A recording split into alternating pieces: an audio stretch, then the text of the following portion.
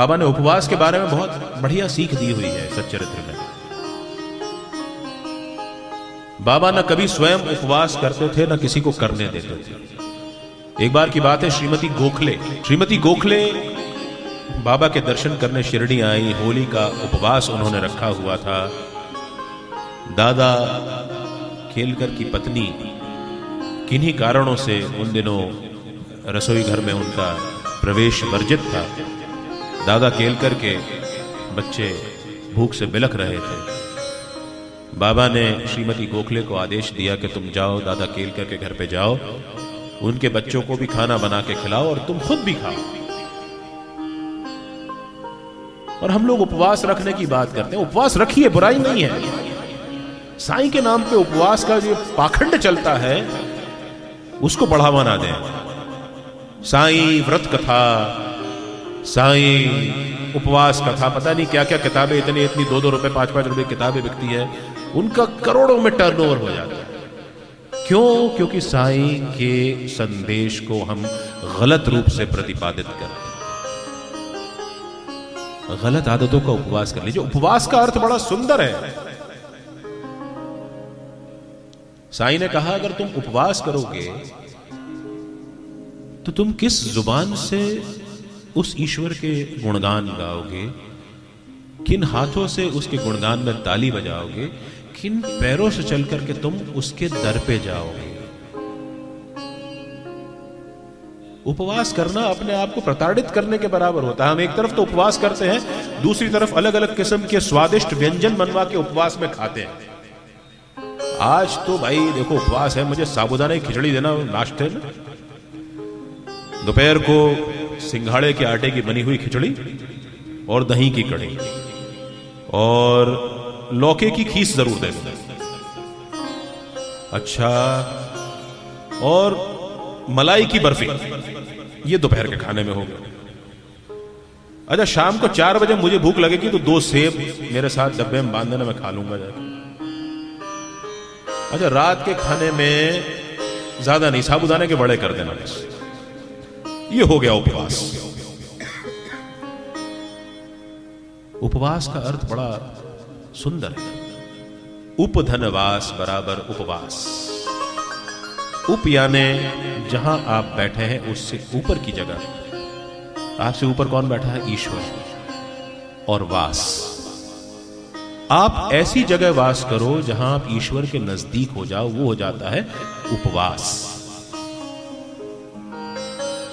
शरीर को तकलीफ दे करके ये अपनी स्वादेंद्रियों को प्रलोभित करते हुए उपवास करने का कोई आचरण हमें साईं के पास नहीं ले जाता। मैं जहां जहां भी बाबा मुझे इस कथा के माध्यम से भेजते हैं, जिन मंदिरों में भेजते हैं, मैं वहां प्रबंधकों से यही निवेदन करता हूं, हाथ जोड़ के करबद्ध प्रार्थना करता हूं कि साईं के संदेशों को सही रूप से प्रतिपादित करने में मदद करें।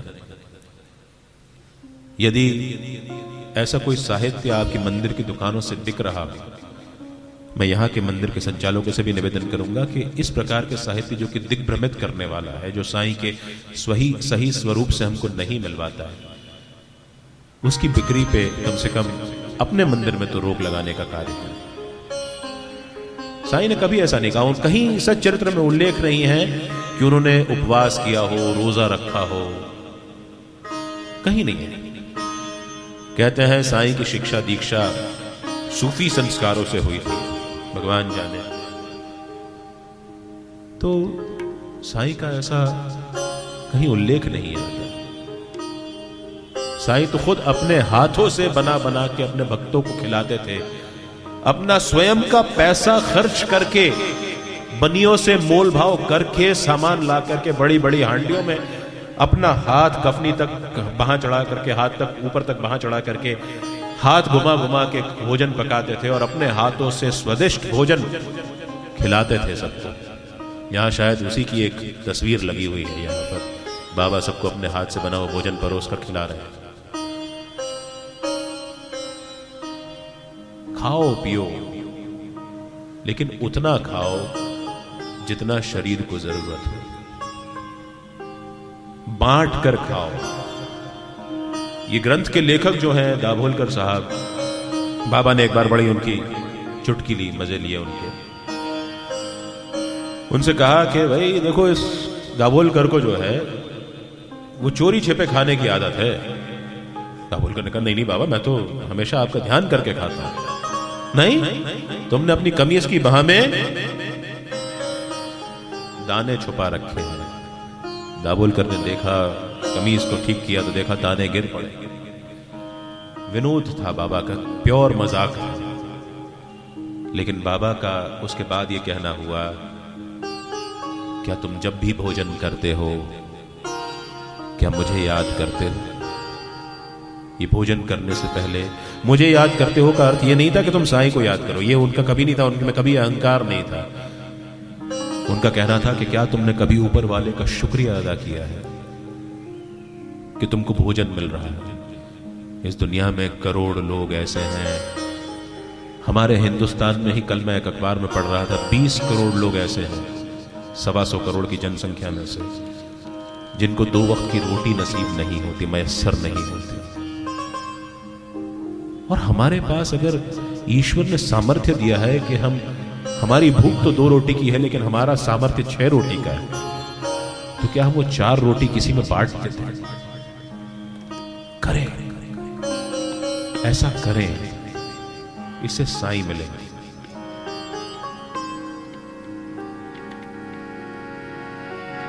खाने के बारे में बाबा की बहुत बहुत बहुत सारी सीख थी। उनका कहना था कि जब हम 4 दोस्त जंगल में जा रहे थे, उनमें से एक कर्मकांडी था, एक प्रकांड विद्वान था, एक महान तपस्वी था, और चौथा मैं, जो गुरु की महिमा में यकीन रखता था। हम लोग जंगल में भटकते रहे। हमको किसी ने आकर के, भील ने पूछा कि तुम खाना खाओगे? हमने मना कर दिया। कड़ी धूप में हम लोग जंगल में विचरते रहे। हमको न खुदा ही मिला न विसाल सनम। और वहां पर फिर उस भील का प्रकट होना हुआ। बाबा के अलावा वो तीनों दोस्त उस भील का आग्रह ठुकरा कर चले गए। बाबा की सीख बहुत महत्वपूर्ण है यहां पर। जब कोई तुम्हें प्रेम से भोजन करने को कहे तो इसमें अपना सम्मान समझो। यदि तुम किसी सम्मान को ठुकरा करके आगे जाते हो तो तुम्हें कहीं ठौर नहीं मिलेगा। कोई तुमको भोजन दे रहा है, बहुत सम्मान कर रहा है, प्यार करता है तुमसे, इसलिए तुमको भोजन दे रहा है, उसको ठुकराना नहीं चाहिए। ना इच्छा हो तो एक निवाला ले लेना चाहिए। और रही उपवास की बात, तो जैसे गांधी बापू किया करते थे, कहते थे उपवास की, जब हमने हफ्ते भर बहुत कुछ खा लिया हो तो हफ्ते में एक दिन अपने पेट को, अपनी अतड़ियों को आराम देने के लिए उपवास जरूर करना चाहिए। जरूर करना चाहिए, लेकिन इसलिए नहीं कि किसी देवत्व की प्राप्ति हो जाएगी ना।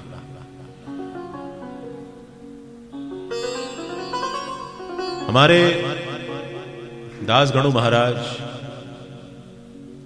ईशावास्य उपनिषद की रचना कर रहे थे। रचना क्या कर रहे थे, उसका हिंदी में भावार्थ लिखने की कोशिश कर रहे थे। ईशावास्य उपनिषद बड़ा कठिन उपनिषद माना जाता है। इसकी व्याख्या करते करते दासगणु महाराज एक जगह पहुंचकर अटक गए।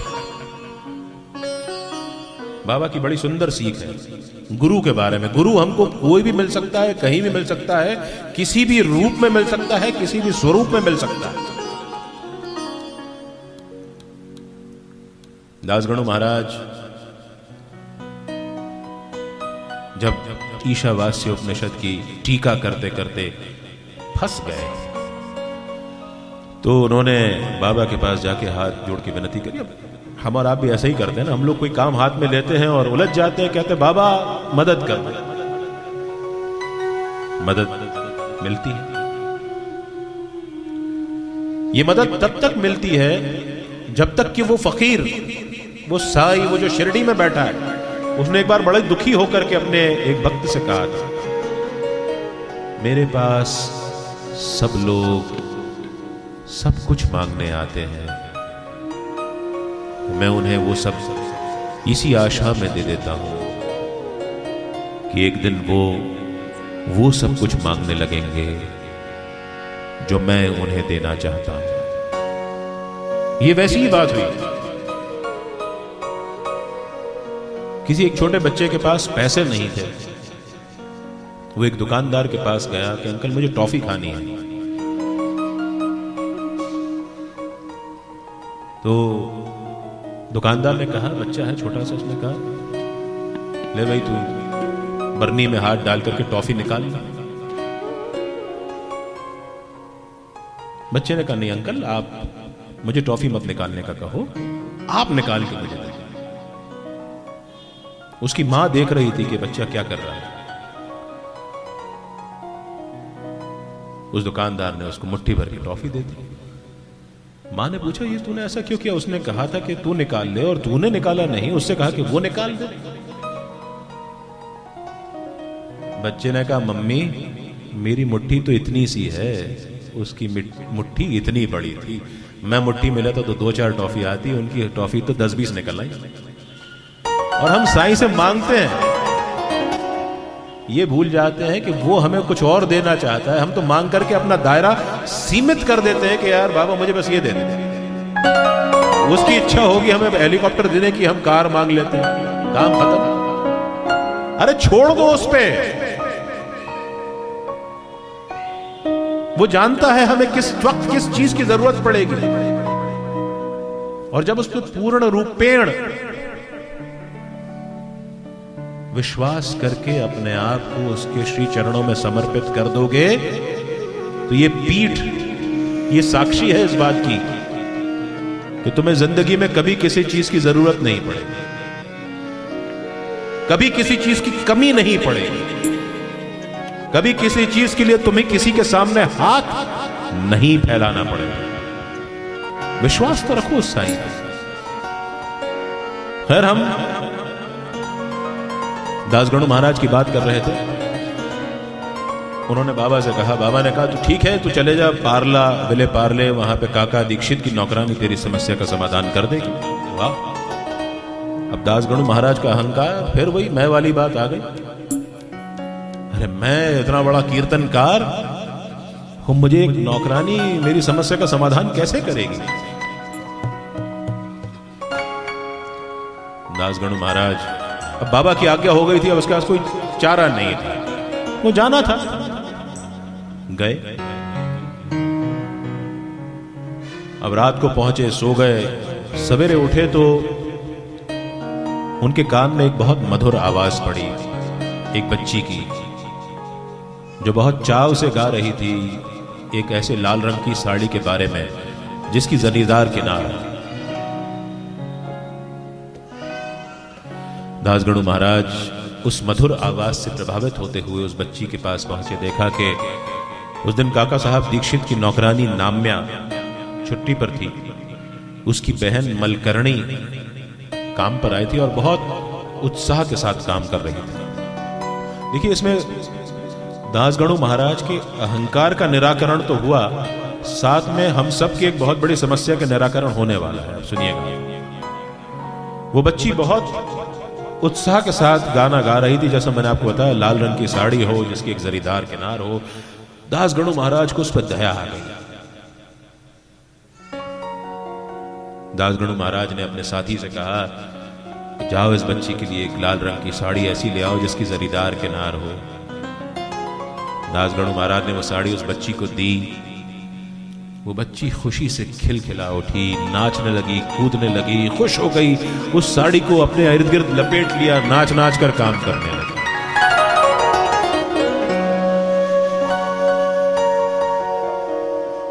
मानो उसे दुनिया मिल गई। उसने ये साड़ी किसी से मांगी नहीं थी, उसे मिल गई थी।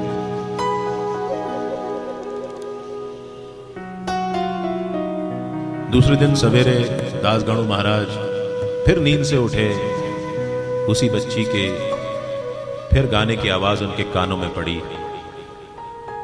दासगणु महाराज हतप्रभ बाहर गए, देखा वही बच्ची उतने ही उत्साह के साथ काम कर रही है, गाना गा रही है, लेकिन आज उसने वो साड़ी नहीं पहनी है।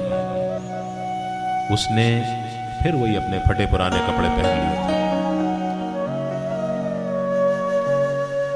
दासगणु महाराज ने उससे पूछा कि कल तुम्हें जो साड़ी दी थी उसका क्या किया तुमने? अरे बोलो नई साड़ी है, उसको रोज रोज थोड़ी पहनूंगी कोई मैं, उसको तो मैंने संदूक में रख दिया है, कोई खास ओकेजन होगा तब पहनूं। दासगणु महाराज को अपनी समस्या का समाधान मिल गया। हम सबको भी अपनी समस्या का समाधान मिल गया नहीं?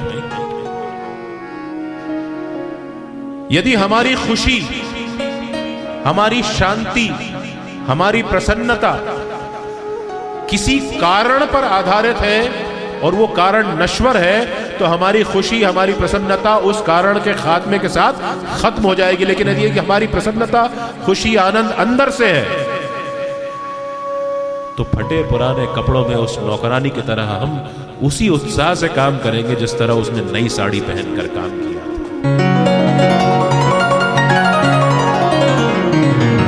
खुशी बाहर ढूंढने नहीं जाना पड़ता साहब। जो लोग खुशियां कपड़ों में, गाड़ियों में, पैसे में, धन दौलत, संपत्ति में ढूंढते हैं, उनकी खुशी उस चीज के, उस कारण के गायब होने के साथ साथ गायब हो जाती है। लेकिन साईं की दी हुई खुशी जो हमारे मन में है वो हमेशा रहे। जैसे चाहे वैसे हालात में तू रखना, जैसे चाहे वैसे हालात में तू रखना, मुझे मेरे साईं तू औकात में ही रखना, मुझे मेरे साईं तू औकात में ही रखना, औकात में ही रखना, औकात में ही रखना, मुझे मेरे साईं तू औकात में ही रखना, औकात में ही रखना, औकात में ही रखना, मुझे मेरे साईं तू औकात में ही रखना।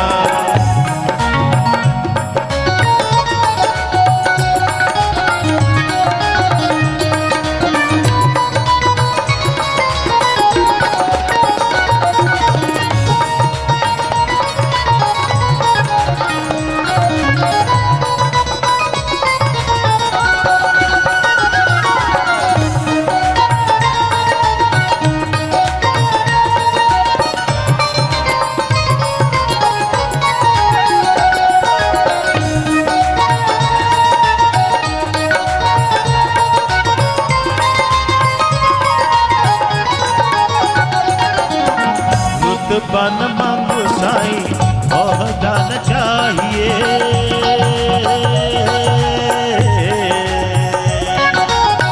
रुतबा न मांगो साईं ओहदा न चाहिए, रहूं मैं दीवाना तेरा इतना ही चाहिए, रहूं मैं दीवाना तेरा इतना ही चाहिए, सादापन मेरी,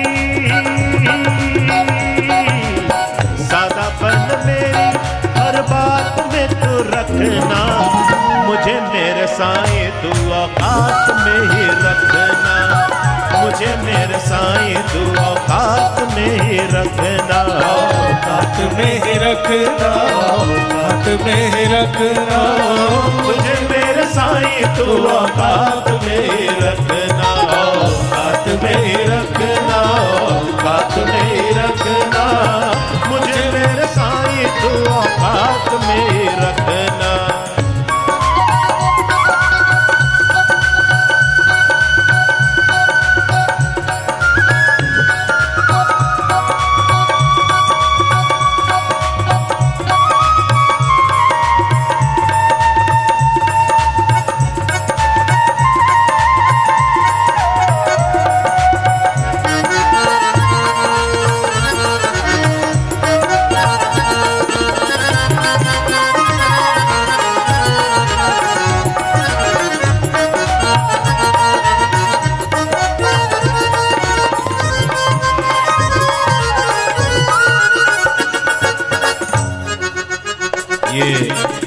अगले भाव जो हैं ये जरा बोलने में मुश्किल है, और बोलने से ज्यादा आत्मसात करने में और मुश्किल है। मैं चाहूंगा जो साईं के दीवाने हैं, जो साईं के चाहने वाले हैं, उनसे मोहब्बत करते हैं, वो मेरे साथ साथ अगर दोहरा पाए तो बहुत अच्छी बात है। हक और हलाल की रूखी सूखी खाऊं मैं,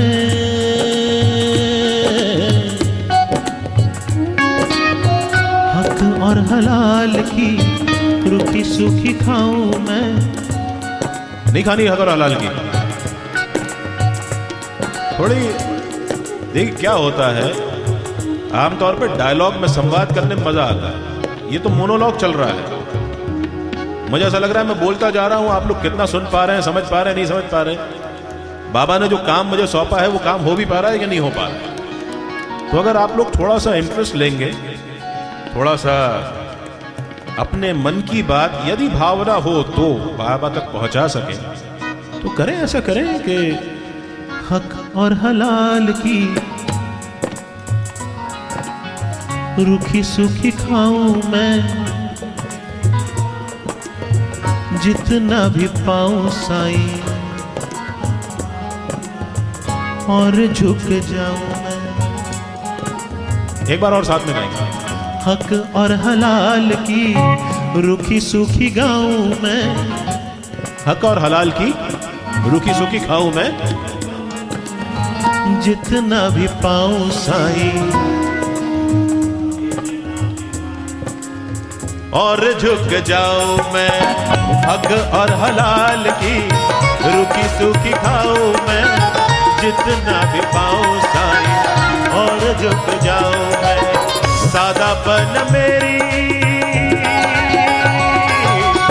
सादापन मेरी हर बात में तो रखना, मुझे मेरे साईं तू औकात में रखना, मुझे मेरे साईं तू औकात में रखना, औकात में रखना, औकात में रखना, मुझे मेरे साईं तू औकात में रखना, औकात में रखना, औकात में रखना, मुझे मेरे साईं तू औकात में रखना, औकात में रखना, औकात में रखना, मुझे मेरे साईं तू औकात में रखना, मुझे साईं साईं औकात में रखना, मुझे मेरे साईं तू औकात में रखना, मुझे मेरे साईं औकात में रखना, मुझे मेरे साईं तू औकात में रखना, मुझे मेरे साईं तू औकात में रखना, औकात में ही रखना, हाथ में ही रखना, मुझे मेरे साईं तू औकात में ही रखना।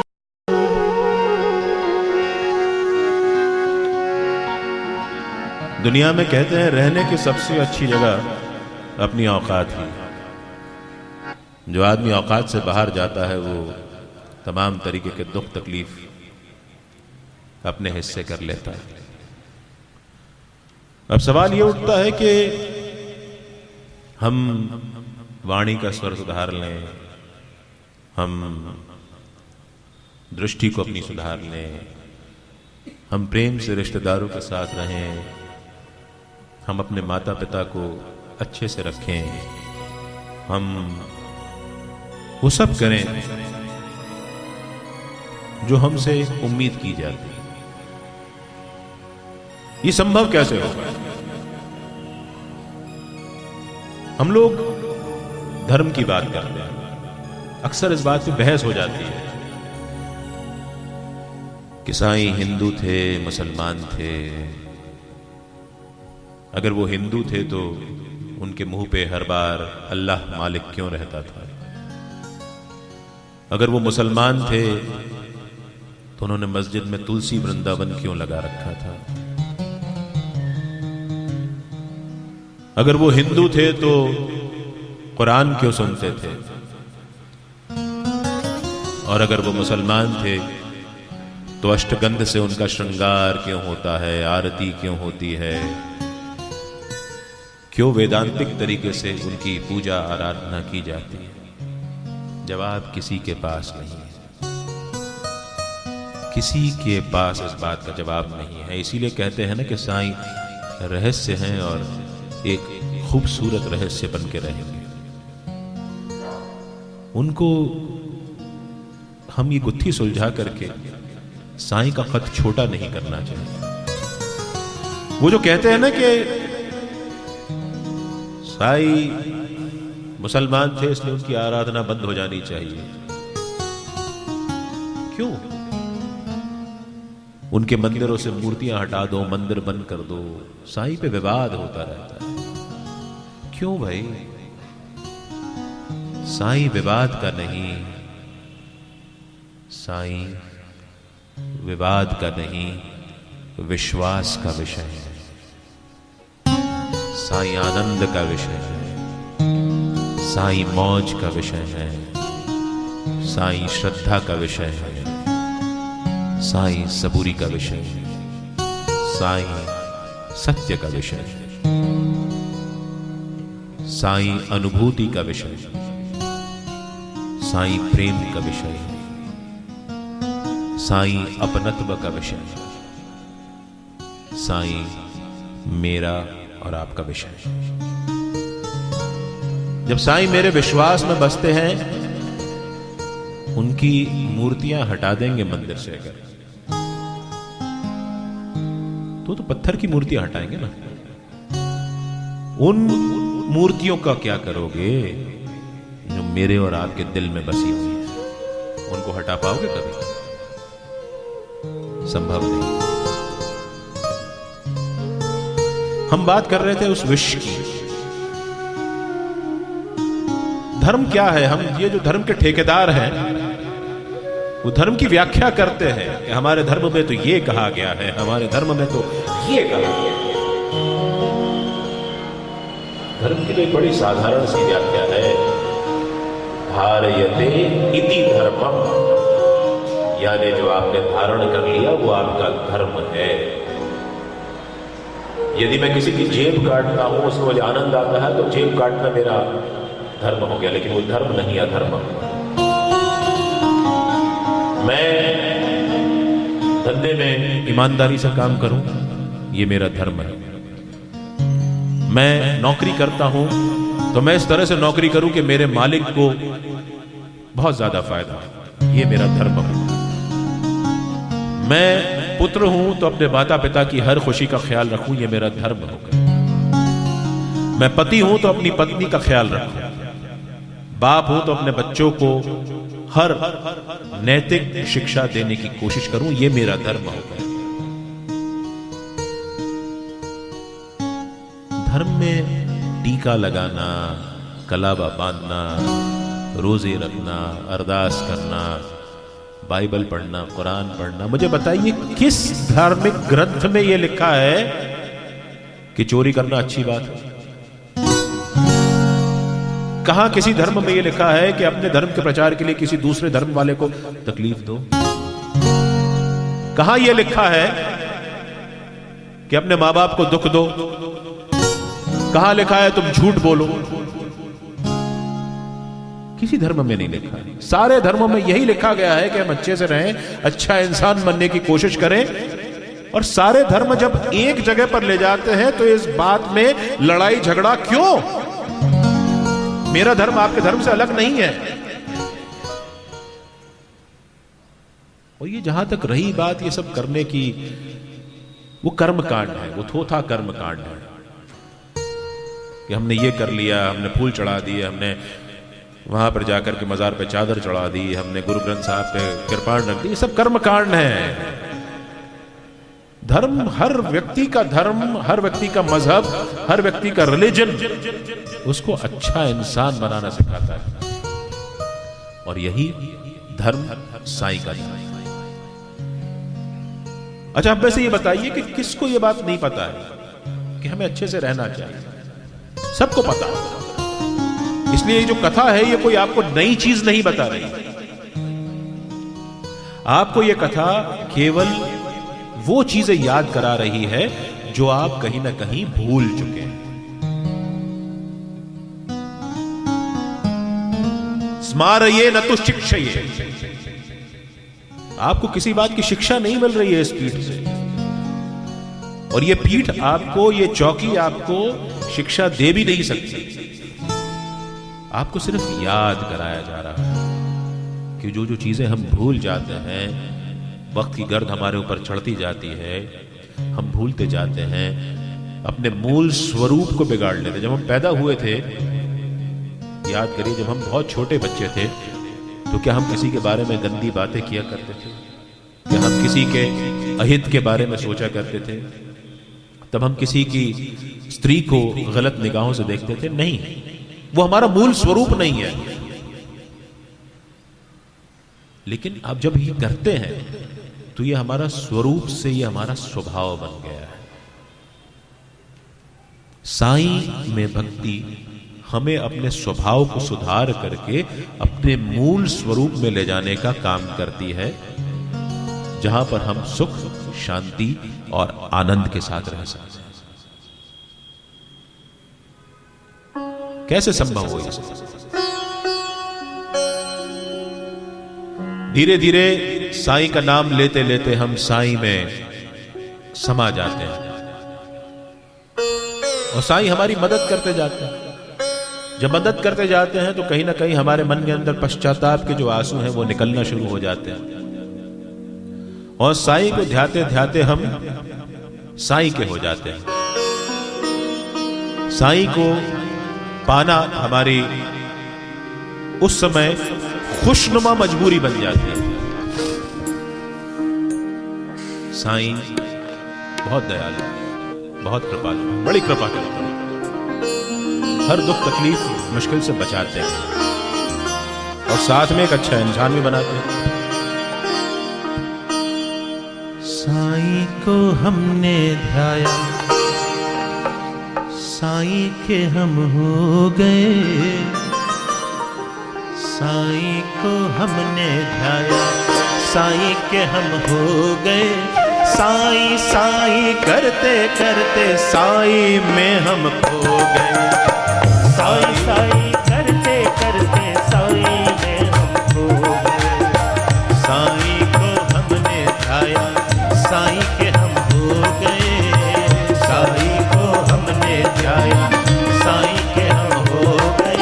साईं साईं करते करते साईं में हम खो गए।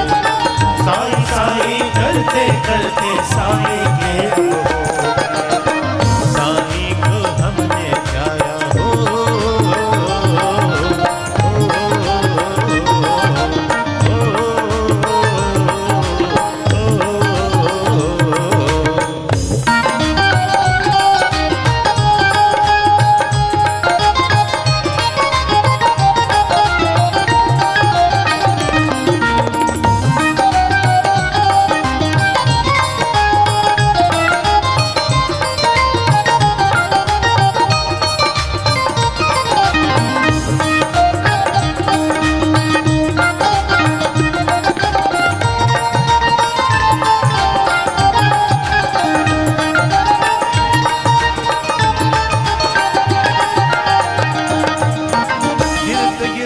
मुझको साईं तूने आके संभाला। बाबा तूने आके संभाला, साईं तूने आके संभाला। मुझको अब परवाह नहीं है, तू है थामने वाला। बाबा तू है थामने वाला, साईं तू है थामने वाला। गिरते गिरते मुझको साईं तूने आके संभाला। मुझको अब परवाह नहीं है, तू है थामने वाला। दुख के दिन साईं न छीने, हो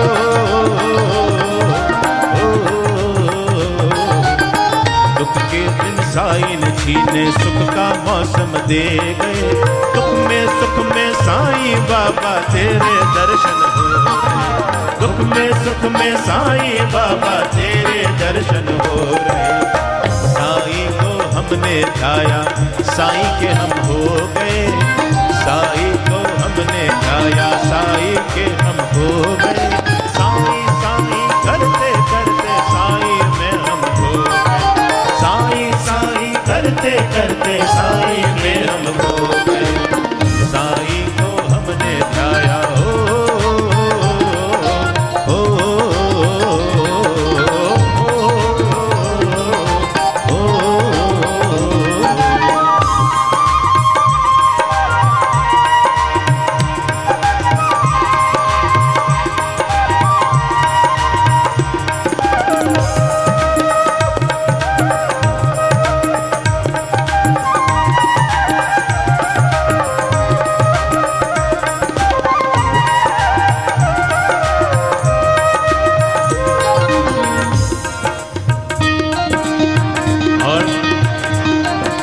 जरूरी बात है, सुनिएगा ध्यान से। इस दुनिया के हर जर्रे में तेरा मंजर देखा बाबा, तेरा मंजर देखा हमने, तेरा मंजर देखा। जिसको तूने है अपनाया उसका मुकद्दर देखा बाबा, उसका मुकद्दर देखा बाबा, उसका मुकद्दर देखा। इस दुनिया के हर जर्रे में तेरा मंजर देखा। जिसको तूने है अपनाया उसका मुकद्दर देखा। सेवा में सर झुकाया हो,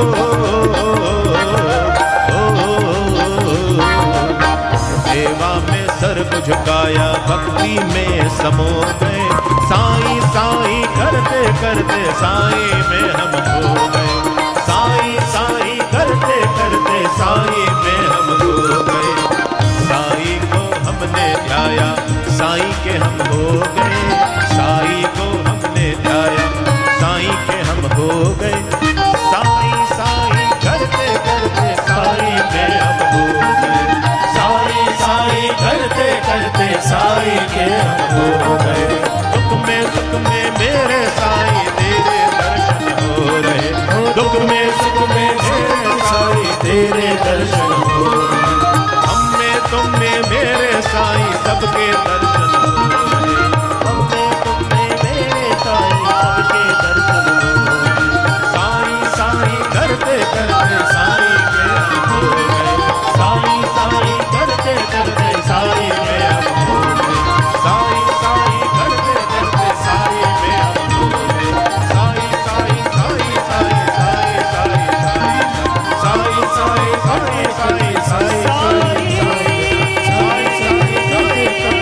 साईं साईं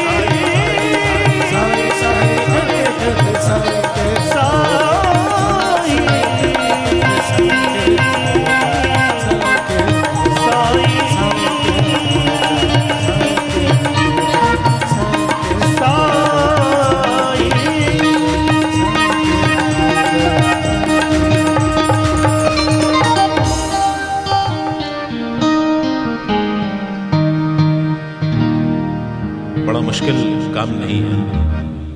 जो डॉक्टर्स प्रिस्क्रिप्शन लिखते हैं ना RX, वो साईं अमृत कथा आपका प्रिस्क्रिप्शन लिख देती है RX साईं साईं 24x7x365, यानी आप साईं साईं का डोज लेते रहिए 24 घंटे हफ्ते में 7 दिन 365 दिनों तक लेते रहिए। ये आपका प्रिस्क्रिप्शन है साईं को पाने का। और फिर आपकी जितनी बीमारियां हैं जो कि डॉक्टर के प्रिस्क्रिप्शन में लेफ्ट हैंड साइड पे लिखी रहती हैं, वो सारी की सारी दूर हो जाएंगी। और कुछ करना नहीं है इसमें। साईं तो अपने आप में दवाई है। और ये कथा जो है वो उपदेश नहीं है, क्योंकि साईं ने कभी उपदेश दिए नहीं है। साईं उपचार है, ये कथा उपचार है।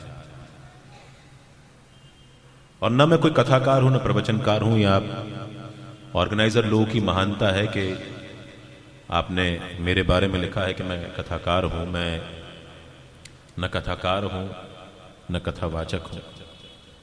साईं ने जब कभी ये मन में प्रण किया होगा कि मुझे अपनी लीलाएं इस तरह से लोगों तक पहुंचानी है जिससे उसके अंदर, लोगों के अंदर, भक्तों के अंदर संस्कारों का प्रस्फुटन हो सके, उनका उद्दीपन हो सके, उनका जीवन बेहतर बन सके। तो साईं ने मुझे सिर्फ इस श्री साईं अमृत कथा का माध्यम बनाया है। मैं आप सब लोग जो जमीन पर बैठे हैं उनको प्रणाम करता हूं, क्योंकि आप जमीन पे बैठे हैं इसलिए आप लोग जमींदार हैं। मुझे इस चौकी पर बिठाया गया है तो मैं चौकीदार हूं। मेरा काम सिर्फ इतना करना है कि जागते रहो, जागते रहो, ये हर चौकीदार का काम होता है। अच्छा, उससे क्या होता है कि मैं सिर्फ आपको जगाने का काम नहीं कर रहा हूं। इस कथा के माध्यम से बाबा जो है वो मेरे द्वारा आपको जगाने का काम नहीं कर रहे हैं। ये साथ साथ में चौकीदार भी जागता है। जो वो कहता है ना जागते रहो, जब तक वो जागेगा नहीं वो आपको कैसे जगाएगा।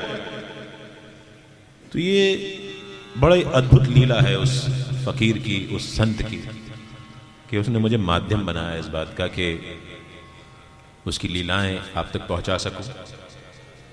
और कोई बड़ी बात नहीं है, मैं बिल्कुल अपने आप को कथाकार नहीं मानता हूं। मैं आपकी तरह ही एक साधारण सा गृहस्थ हूं जिसकी अपनी जिम्मेदारियां हैं, जिसका अपना परिवार है।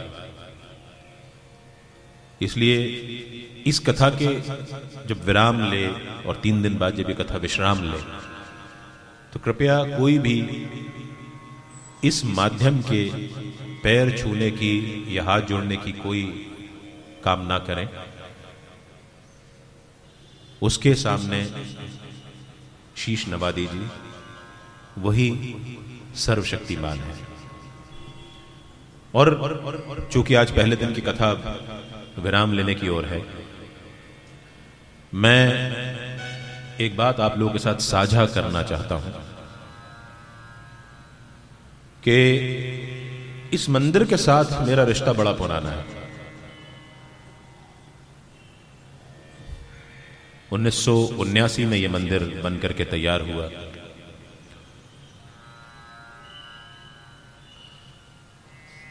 मैं जब शिरडी पहली बार नहीं पहुंच पाया था, ये कभी मुझे भी और आपको किसी को दम्भ नहीं भरना चाहिए कि मैं शिरडी जा रहा हूं या मैं शिरडी जाता हूं, ये संभव नहीं है। जब हमको बुलावा आता है और हम वहां पहुंचते हैं, साधन भी वही देता है, व्यवस्था भी वही करता है। तो जब मेरा शिरडी से बुलावा नहीं हुआ था और एज लेट एज 1992 में मुझे पहली बार बाबा ने वहां बुलाया था शिरडी में, उसके पहले बाबा ने मुझे इस मंदिर में बुला लिया। ये मंदिर तब नया नया ही बना था और हमने वो फिल्म देखी थी शिरडी के साईं बाबा। उसमें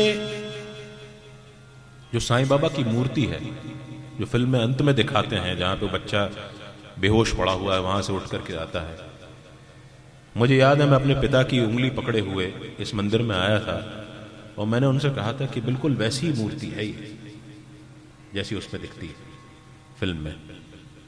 तो इस मंदिर से मेरा रिश्ता बड़ा पुराना है और इस मूर्ति में तो खास बात है कि जब इसको देखते हैं तो बरबस शिरडी की याद आ जाती है और तेरी मूरत सामने देखी साईं दिल की बगिया खिल गई, वो आभास होता है। नमन है उस तालीम परिवार को जिनको ये सौभाग्य प्राप्त हुआ वहां पर बूटीवाड़े में बाबा की मूर्ति स्थापित बनाने का, और यहां पर जिन्होंने बनाई है। एक छोटी सी भेंट है इस मंदिर के लिए, इस मूर्ति के लिए। तेरी मूरत सामने देखी साईं दिल की बगिया खिल गई, तेरी मूरत सामने देखी साईं दिल की बगिया खिल गई। राह पे तेरी चलते चलते,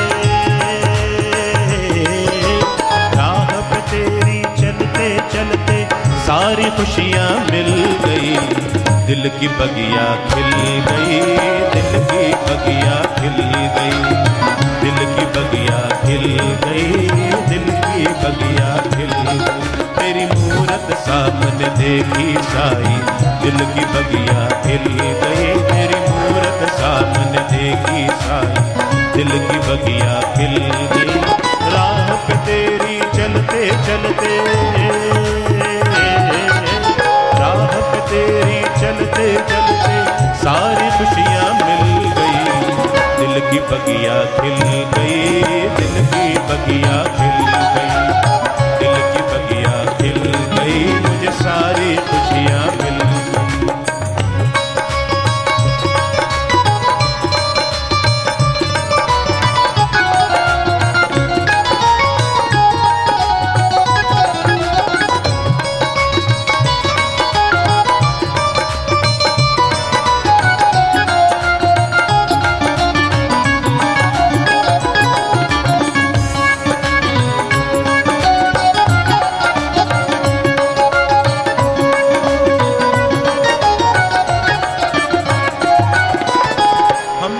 बगिया के गुल है तू हमारा बागवान, हम तेरी बगिया के गुल है तू हमारा बागवान, हम तेरी बगिया के गुल है तू हमारा बागवान, हम तेरी बगिया के गुल है तू हमारा बागवान।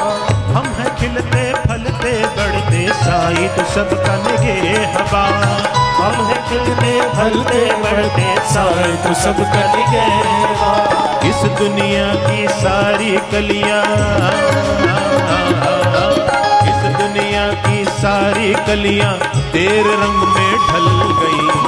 दिल की बगिया खिल गई, दिल की बगिया खिल गई, दिल की बगिया खिल गई, मुझे सारी खुशियां मिल गई।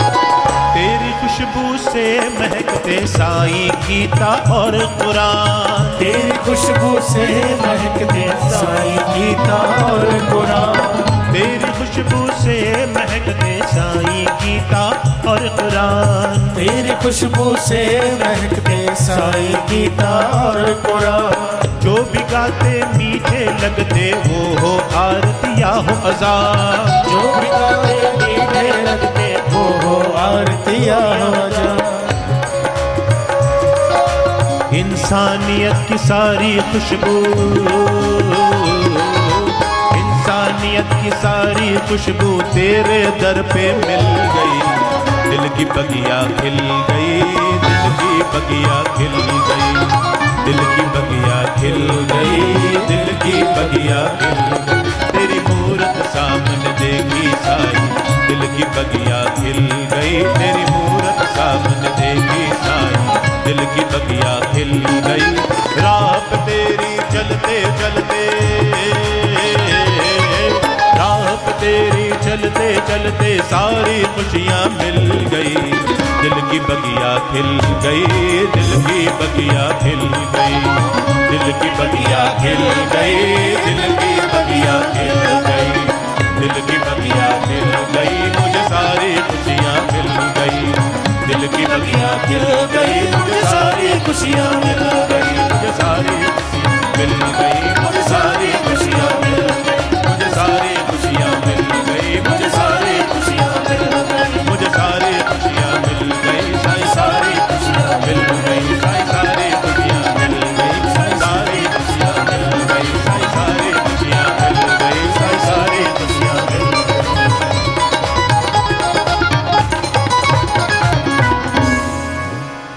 साईनाथ महाराज की जय। आज विष निकल गया है और लोग कहते हैं कि ये कथा हमने आज सुनी, 2-4 दिन इसका असर रहेगा, उसके बाद फिर हम जैसे थे वैसे ही हो जाएंगे। तो इस कथा को हम किसी न किसी माध्यम से रोज सुन सकते हैं, साईं सच्चरित्र का अध्ययन कर सकते हैं, और मैं यकीन से कह सकता हूं कि आप जितनी बार पढ़ेंगे आपको एक नया अर्थ समझ में आएगा इसका।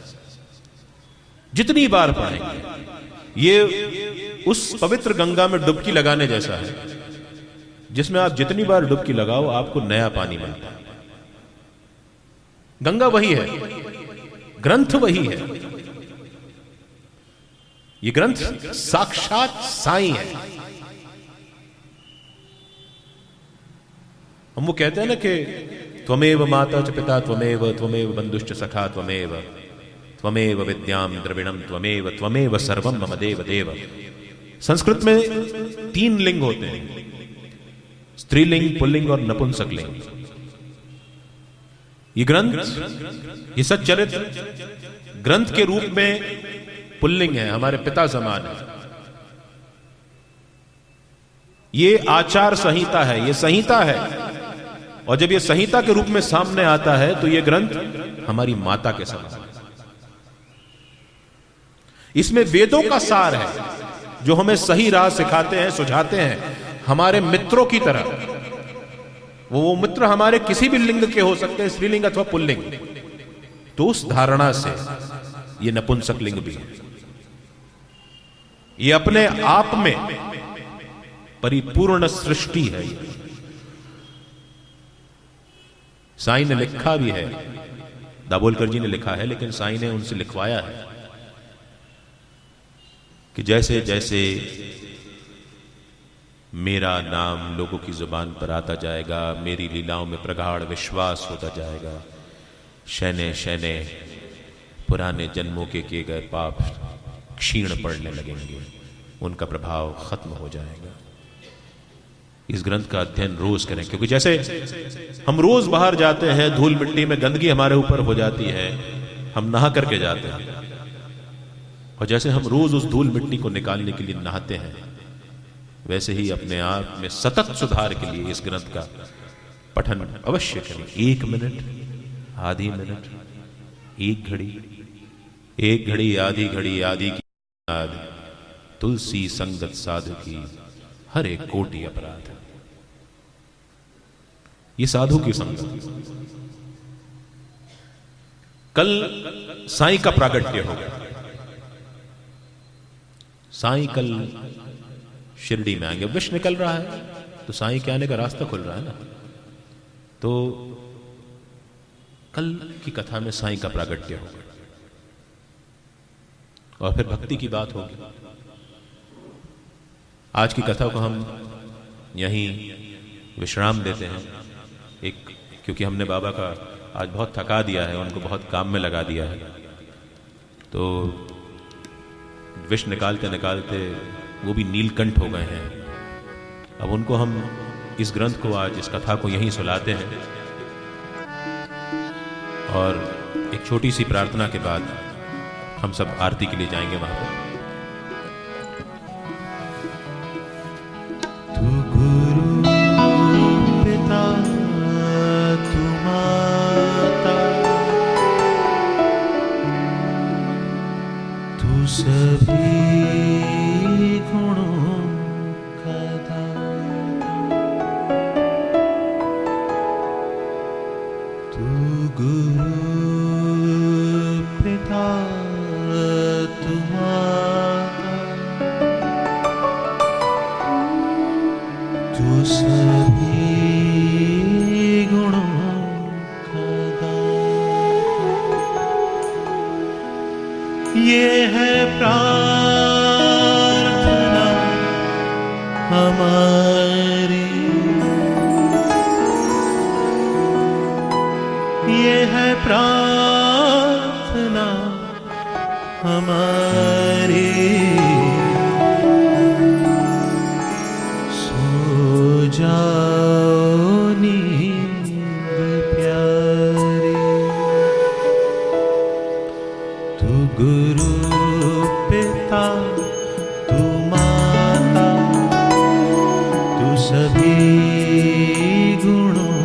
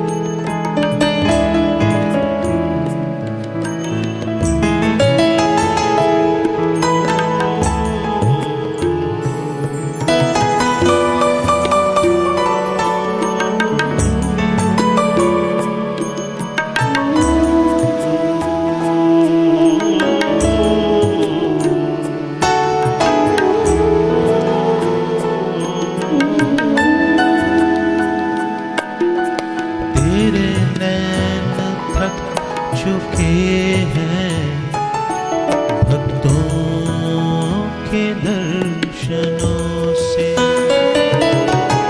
तेरे नैन थक चुके हैं भक्तों के दर्शनों से। सब सो गए हैं जाकर तेरे समीप सब सो गए हैं जाकर तेरे समीप।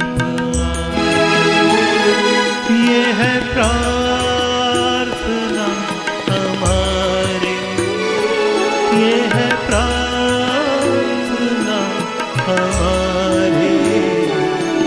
सो जाओ नींद प्यारी, तू गुरु पिता तू माता तू सभी गुणों का दाता।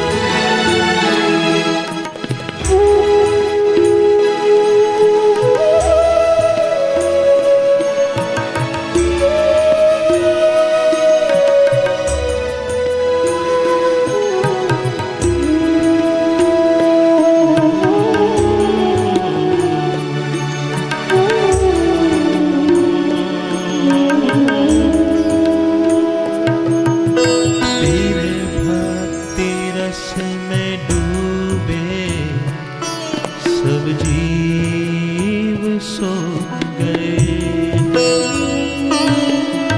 तेरे भक्ति रस में डूबे। सब जीव सो गए तेरे ही स्वप्न लेकर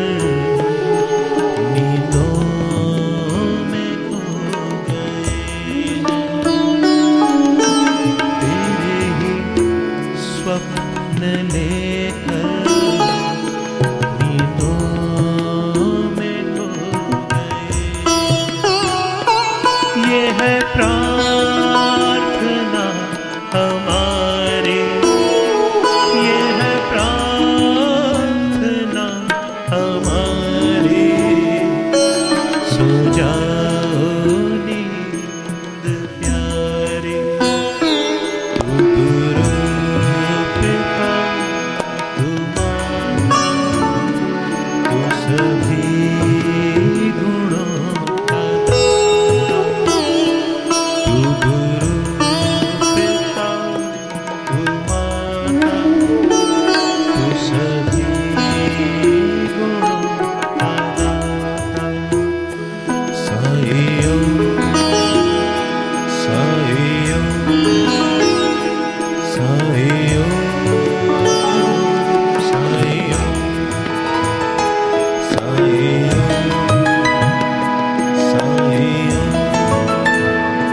साईं ओम साईं ओम साईं ओम साईं ओम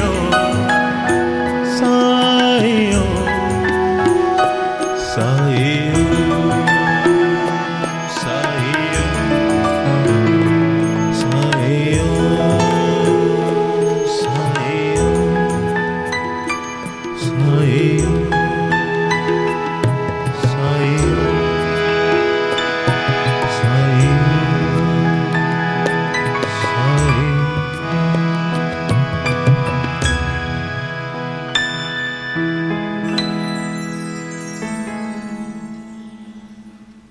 साईं